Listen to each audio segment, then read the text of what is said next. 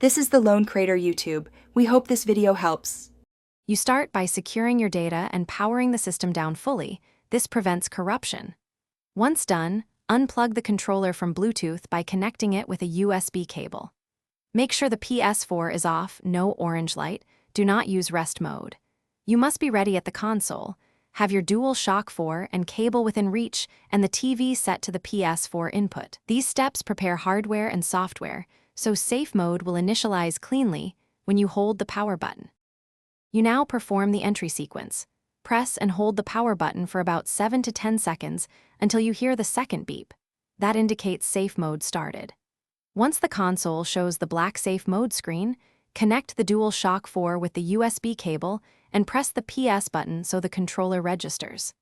Make sure you navigate using the directional pad, highlighting and confirming options with X executes each step. This procedure gives you access to rebuild database, update system software, or restore defaults. You complete the process by choosing the safe mode action that matches your problem. For software issues, try update system software or rebuild database. For severe faults use, initialize Ps4 after backup. Once finished, the Ps4 will restart normally or prompt further steps. If safe mode fails to appear, make sure the USB cable supports data transfer and try a different port. Also fully power cycle the console and wall outlet. If errors persist, you may need to reinstall.